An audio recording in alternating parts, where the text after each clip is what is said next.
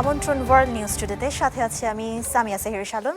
ইরানে ক্ষমতার পরিবর্তন হলে তা ভালো ফল বয়ে আনতে পারে এমন মন্তব্য করেছেন মার্কিন প্রেসিডেন্ট ডোনাল্ড ট্রাম্প। দুই দেশের মধ্যে যখন পরমাণু চুক্তি নিয়ে চলছে পরোক্ষ আলোচনা, ঠিক এমন সময়ে এমন ইঙ্গিতপূর্ণ বার্তা দিলেন তিনি। পাশাপাশি মধ্যপ্রাচ্যে দ্বিতীয় একটি বিমানবাহী রণতরী পাঠানোর সিদ্ধান্তের কথাও জানান মার্কিন প্রেসিডেন্ট।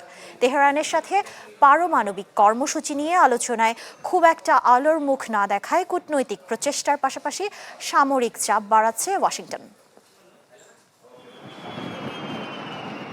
মধ্যপ্রাচ্যের আকাশে আবারও যুদ্ধের ঘনঘটা। যুক্তরাষ্ট্র ইরানের মধ্যে চলমান উত্তেজনা এমন এক সময় এসে দাঁড়িয়েছে যখন একদিকে আলোচনার দরজা পুরোপুরি বন্ধ হয়নি, অন্যদিকে একের পর এক বিস্ফোরক মন্তব্য করে যাচ্ছেন মার্কিন প্রেসিডেন্ট ডোনাল্ড ট্রাম্প। নতুন করে ইরানে ক্ষমতার পরিবর্তনই হতে পারে সবচেয়ে ভালো ঘটনা, এমন মন্তব্য করেছেন প্রেসিডেন্ট ট্রাম্প। এটা হয়তো সবচেয়ে ভালো কিছু হতে পারে। ৪৭ বছর ধরে তারা শুধু কথাই বলেছে, আর এই সময়ের মধ্যে আমরা অনেক জীবন হারিয়েছি। এর মধ্যে আমাদের হাতে কিছু অসাধারণ শক্তি এসেছে, আরও কিছু নৌবাহিনী শীঘ্রই যাবে। যদি একবারেই সবকিছু সমাধান করা যায় তবে সেটা অবশ্যই ভালো হবে।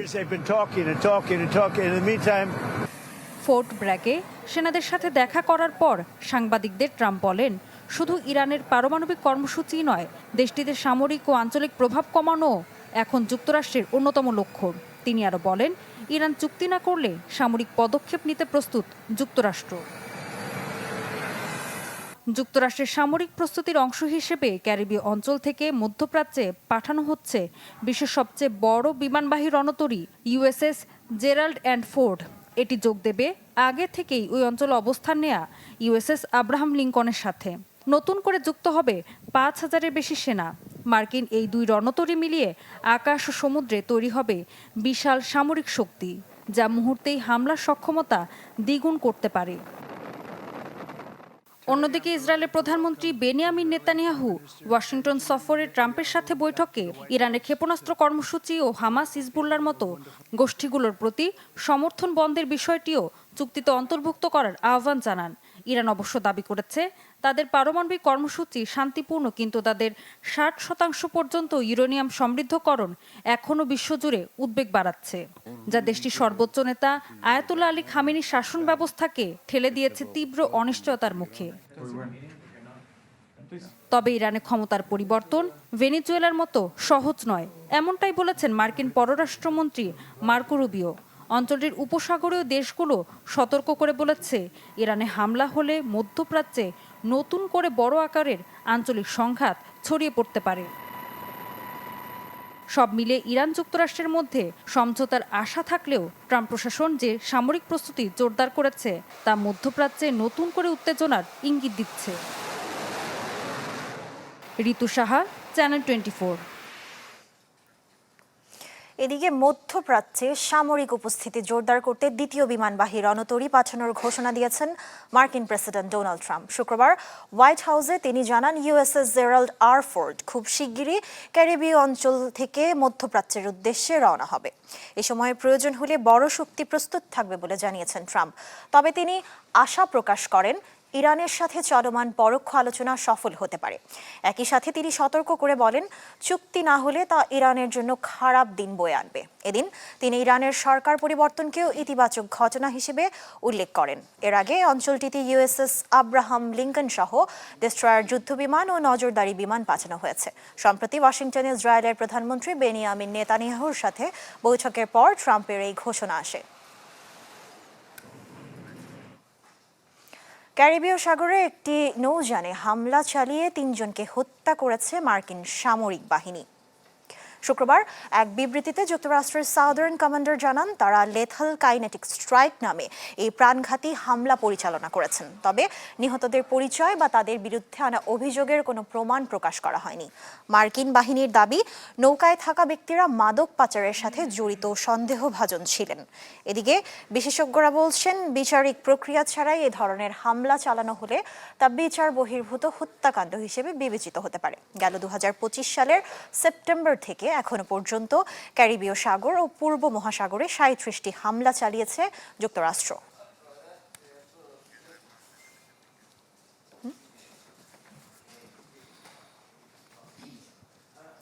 বৈধ ব্রিটিশ পাসপোর্ট না থাকলে 25 ফেব্রুয়ারি থেকে দ্বৈত নাগরিকদের যুক্তরাজ্যে প্রবেশ করতে দেওয়া হবে না, এমন সতর্কবার্তা দিয়েছে দেশটির স্বরাষ্ট্র দপ্তর। আগামী 25 ফেব্রুয়ারি থেকে সীমান্ত সুরক্ষা জোরদারে নতুন নিয়ম চালু করতে যাচ্ছে যুক্তরাজ্য। এরই অংশ হিসেবে দ্বৈত নাগরিকদের উপর কড়াকড়ি আরোপ করতে শুরু করেছে দেশটি।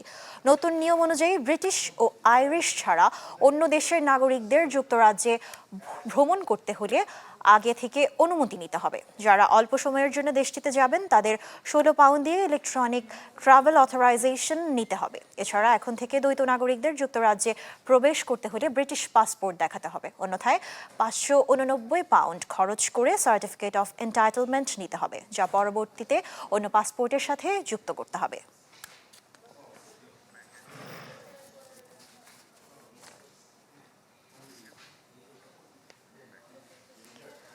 ত্রয়োদশ জাতীয় সংসদ নির্বাচন ও গণভোট অনুষ্ঠিত হওয়ায় বাংলাদেশের জনগণকে অভিনন্দন জানিয়েছে জাতিসংঘ। শান্তিপূর্ণ ও সমৃদ্ধশালী দেশ গড়তে পূর্ণ সমর্থন ও সহায়তার প্রতিশ্রুতি দিয়েছে সংস্থাটি। শুক্রবার নিউ ইয়র্কের জাতিসংঘ সদর দপ্তরে নিয়মিত প্রেস ব্রিফিংয়ে একথা জানান সংস্থাটির মহাসচিব অ্যান্টোনিও গুতেরেস এর মুখপাত্র স্টিফেন ডুজারিক। এ সময় শান্তিপূর্ণ ও সমৃদ্ধ ভবিষ্যৎ গড়ে তোলার প্রচেষ্টায় বাংলাদেশকে সমর্থনের অঙ্গীকার করেন ডুজারিক। গণতন্ত্র ও আইনের শাসন প্রতিষ্ঠা, রাজনৈতিক দলগুলোর মধ্যে জাতীয় সংহতি জোরদার ও সংখ্যালঘুদের সুরক্ষার প্রত্যাশা করেন তিনি। এদিকে বাংলাদেশে শান্তিপূর্ণ পরিবেশে সত্যিকার অর্থে প্রতিযোগিতামূলক সংসদ নির্বাচন ও গণভোট হয়েছে বলছে ইউরোপীয় ইউনিয়ন। নতুন সরকারের সাথে সম্পর্ক জোরদারে একসাথে কাজ করার অঙ্গীকার।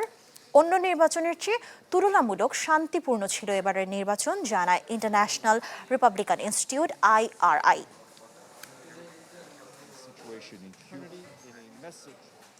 2008 সালের পর ত্রয়োদশ জাতীয় সংসদ নির্বাচন বিশ্বাসযোগ্যভাবে অনুষ্ঠিত হয়েছে। এই নির্বাচন বাংলাদেশের ভবিষ্যৎ নির্বাচনের জন্য নতুন মানদণ্ড তৈরি করেছে।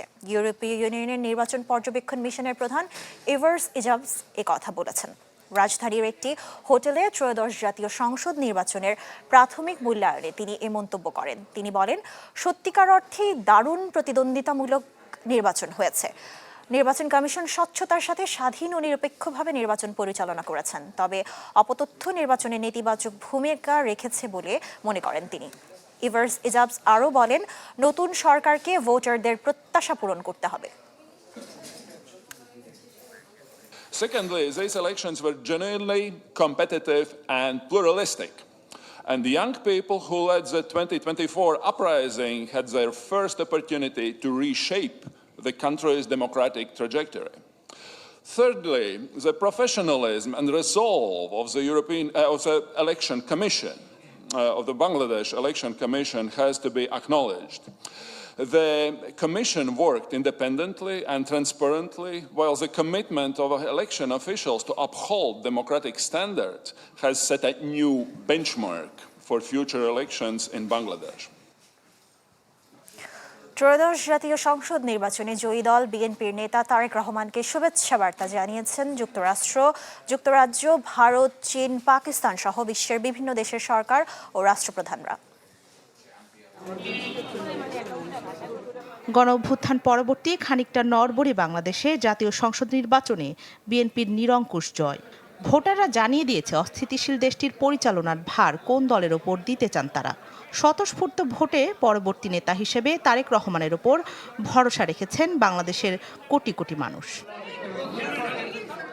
বিএনপি সরকার গঠন করতে যাচ্ছে বেসরকারি ফলাফলে এটি নিশ্চিত হওয়ার পর যে দেশটি সবার আগে তারেক রহমানকে স্বাগত জানিয়েছে তা যুক্তরাষ্ট্র। মার্কিন দূতাবাসের ভেরিফাইড ফেসবুক পোস্টে বলা হয়, বাংলাদেশ যুক্তরাষ্ট্রের যৌথ সমৃদ্ধি ও নিরাপত্তার অভিন্ন লক্ষ্য বাস্তবায়নে বাংলাদেশের সাথে কাজ করতে আগ্রহী ওয়াশিংটন। ভারতের প্রধানমন্ত্রী নরেন্দ্র মোদী প্রথমে সামাজিক যোগাযোগ মাধ্যমে ও পরে ফোনে অভিনন্দন জানিয়েছেন তারেক রহমানকে। এই বিজয় তারেক রহমানের নেতৃত্বের প্রতি বাংলাদেশের জনগণের আস্থার প্রতিফলন হিসেবে আখ্যা দেন মোদী। সেই সাথে গণতান্ত্রিক, প্রগতিশীল ও অন্তর্ভুক্তিমূলক বাংলাদেশের পাশে ভারতের সমর্থনের প্রত্যয় ব্যক্ত করেন তিনি। নির্বাচনের ফলাফলের পর বাংলাদেশের জনগণ ও বিএনপিকে অভিনন্দন জানিয়েছে চীন সরকার। নির্বাচন স্থিতিশীল ও সুষ্ঠুভাবে অনুষ্ঠিত হয়েছে জানিয়েছেন চীনের পররাষ্ট্র মন্ত্রণালয়ের মুখপাত্র। চীনা দূতাবাসের ফেসবুক পোস্টে বিষয়টি নিশ্চিত করা হয়। এর আগে দূতাবাসের আরেকটি পোস্টে নতুন সরকারের সাথে কাজ করার আগ্রহ ব্যক্ত করে দুই দেশের সম্পর্ক নতুন করে লেখার প্রত্যাশা ব্যক্ত করে চীন। এছাড়া বাংলাদেশের সংসদীয় নির্বাচনে অভূতপূর্ব বিজয়ে তারেক রহমানকে অভিনন্দন জানিয়েছেন পাকিস্তানের প্রধানমন্ত্রী শেহবাজ শরীফও। দুই দেশের মধ্যকার ঐতিহাসিক ভ্রাতৃত্বপূর্ণ ও বহুমাত্রিক নতুন নেতৃত্বের সাথে ঘনিষ্ঠভাবে কাজ করার আশা ব্যক্ত করেন শেহবাজ। তারেক রহমানকে অভিনন্দন জানিয়েছেন মালয়েশিয়ার প্রধানমন্ত্রী আনোয়ার ইব্রাহিম, ভারতের পশ্চিমবঙ্গের মুখ্যমন্ত্রী মমতা বন্দ্যোপাধ্যায়, মালদ্বীপের প্রেসিডেন্ট মোহাম্মদ মুইজ্জু, নেপালের অন্তর্বর্তী সরকারের প্রধানমন্ত্রী সুশীলা কার্কি ও ভুটানের প্রধানমন্ত্রী শেরিং তোবগে। এছাড়া নির্বাচনে জয়ের জন্য তারেক রহমান ও বিএনপিকে অভিনন্দন জানিয়েছে যুক্তরাজ্য। বিএনপি তারেক রহমান ও বাংলাদেশের জনগণকে অভিনন্দন জানিয়েছেন মার্কিন পররাষ্ট্রমন্ত্রী মার্কো রুবিও। এক্স হ্যান্ডেলে দেয়া পোস্টে এই অঞ্চলের সমৃদ্ধি ও নিরাপত্তা জোরদারে নতুন সরকারের সাথে কাজ করার প্রত্যাশাও করেন তিনি। রাখি জেসমিন, চ্যানেল 24। ভোটের পর এখন নতুন সরকারের হাতে যাবে দেশের শাসনভার। নানা অনিশ্চয়তা কাটিয়ে অনুষ্ঠিত নির্বাচন ফল নিয়ে কি ভাবছেন মালয়েশিয়ার প্রবাসী বাংলাদেশিরা? ক্ষমতার মসনদে যাওয়া বিএনপির কাছে তাদের প্রত্যাশার কথা জানাতে মালয়েশিয়া থেকে যুক্ত হচ্ছেন আমাদের সহকর্মী ওয়াহিদ সোহান। সোহান, নির্বাচন হলো, ভোট গ্রহণ হলো, প্রবাসীদের প্রতিক্রিয়া কি? জি, আপনাকে অসংখ্য ধন্যবাদ। আসলে আপনি যেমনটি বলছিলেন যে মালয়েশিয়ার প্রধানমন্ত্রী দাতো শ্রী আনোয়ার ইব্রাহিম ইতিমধ্যে বাংলাদেশের যে নির্বাচন সম্পন্ন হয়েছে, নির্বাচন পরবর্তী তিনি বাংলাদেশের নতুন প্রধানমন্ত্রীর যে প্রত্যাশায় তারেক রহমানকে তিনি ইতিমধ্যে যেই শুভেচ্ছা জানিয়েছেন। এবং এখানে আমি আপনাকে বলে রাখি যে আসলে দীর্ঘদিন থেকে যে মালয়েশিয়াতে একটি প্রবাসী বাংলাদেশিদের যে অস্থিরতা বিরাজ করছে, এখানে অভিযান অব্যাহত আছে, এখানে শ্রমবাজার নিয়ে যে জটিলতা, আসলে মালয়েশিয়ায় থাকা প্রবাসী বাংলাদেশিরা তারা মনে করছেন যে এই নতুন সরকার গঠনের মধ্য দিয়ে এই যে এখানে মালয়েশিয়া প্রবাসীদের যে সমস্যাগুলো রয়েছে, তারা কিন্তু এই সমস্যা সমাধানের ক্ষেত্রে এখানে জনাব তারেক রহমান বা বিএনপি এখানে একটা ভালো ভূমিকা রাখবে। আরেকটি বিষয় বলে রাখি, আপনারা হয়তো জানেন যে এখানে প্রয়াত সাবেক প্রধানমন্ত্রী বেগম খালেদা জিয়ার জ্যেষ্ঠ সন্তান কোকো কিন্তু মালয়েশিয়াতে মারা গিয়েছিল।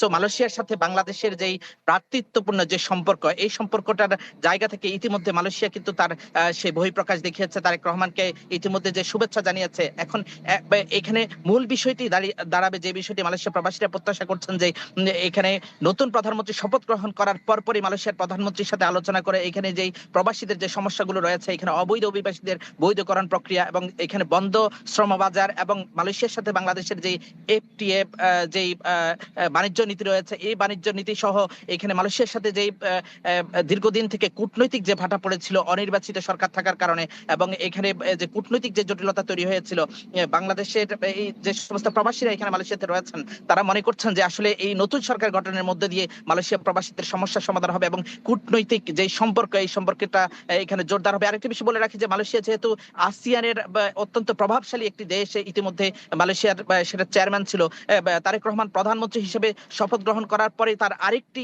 দায়িত্ব হয়ে দাঁড়াবে যে এই অঞ্চলে আসিয়ানের সাথে তার একটি সম্পর্ক তৈরি করে মালয়েশিয়াকে সহযোগিতার অংশ হিসেবে নিয়ে বাংলাদেশকে এখানে আসিয়ানের অন্তর্ভুক্ত দেশ হিসেবে তৈরি করার জন্য, গড়ে তোলার জন্য এখানে সে কাজ করবে। এবং মালয়েশিয়া প্রবাসীরা আরো প্রত্যাশা করছেন যে আসলে নতুন সরকার শপথ নেওয়ার সাথে সাথে যেই মালয়েশিয়া এবং বাংলাদেশের মধ্যে যে এতদিনের যে সম্পর্কের দূরত্বটা তৈরি হয়েছিল, এই দূরত্ব গুছিয়ে নতুন করে আবার বাংলাদেশ এবং মালয়েশিয়ার মধ্যে অভ্যন্তরীণ কূটনৈতিক সম্পর্ক এবং ব্যবসায়িক সম্পর্ক এখানে নতুন করে তৈরি হবে বলে মালয়েশিয়া যে সমস্ত প্রবাসী বাংলাদেশিরা রয়েছেন তারা প্রত্যাশা করছেন। তবে এখানে গুরুত্ব সহকারে যে বিষয়টি দেখা দরকার, এখানে যে সমস্ত অবৈধ অভিবাসীরা রয়েছে তাদের বৈধতা দেওয়ার ক্ষেত্রে বা তাদের সমস্যা সমাধানের ক্ষেত্রে নতুন সরকার কিন্তু প্রধান কর্তব্য হিসেবে তারা এই দায়িত্বটি পালন করবেন বা মালয়েশিয়া সরকারের সাথে কথা বলে তাদের বিষয়ে সিদ্ধান্ত নেবেন, এটি মালয়েশিয়ার প্রবাসী বাংলাদেশিরা প্রত্যাশা করছে।